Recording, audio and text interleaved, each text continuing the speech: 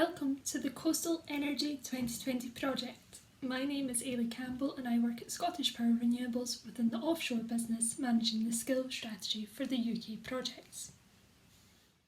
The project brief I will be discussing with you today is titled Building an Offshore Wind Farm.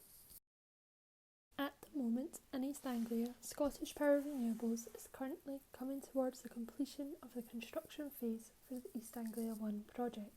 All 102 wind turbines are now installed and the site has a generating capacity of up to 714 megawatts. This means the site has the potential to power up to 600,000 homes. The 7 megawatt Siemens wind turbines have a tip height of 167 metres above sea level and the blades are 75 metres long. To put this in context, Big Ben is only 96 metres tall and the wingspan of an Airbus A380 plane is 80 metres.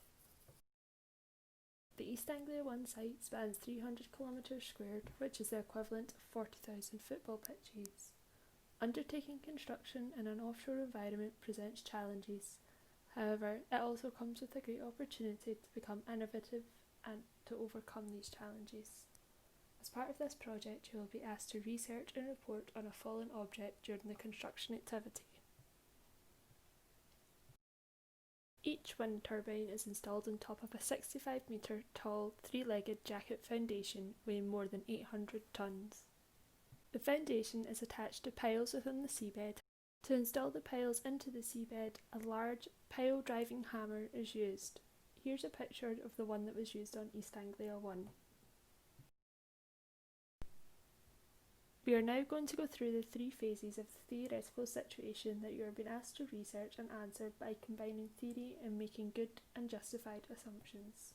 The situation you are being asked to consider is that during installation activity, a control panel from the pile driving hammer, about the same size as a domestic fridge, with the weight of around 50 kilograms, has been dislodged and dropped from the vessel whilst it's in motion. The vessel is travelling at a speed of 5 knots on Wednesday the 22nd of April in the afternoon. Using assumptions, environmental details such as weather data that you can research and additional information that will be provided from the project pack, please calculate the best estimate of the location of the fallen object relative to the location that has been dropped.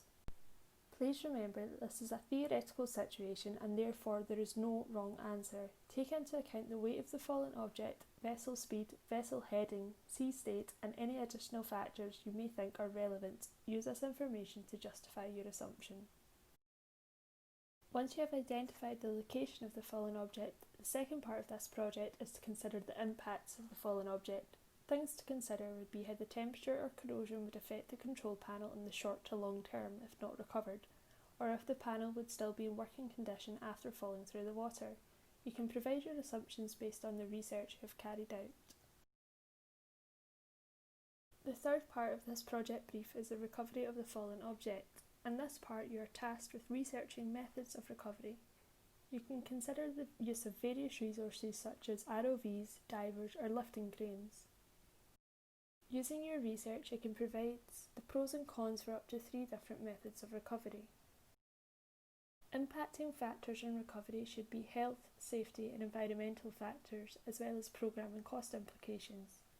To answer this section, you can consider structuring your response using the risk and method statement, otherwise known as RAMS.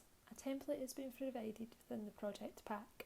Within this response, you should combine your research to identify risks of carrying out your method of recovery and to categorise them from major to minor, identifying any risk mitigation measures you have found during your research. The project pack I have previously mentioned includes the wind farm map, identifying the location of the vessel and the seabed depths, the specification for the hammer control panel, which is including the electrical and hydraulic parts, and a RAMS template.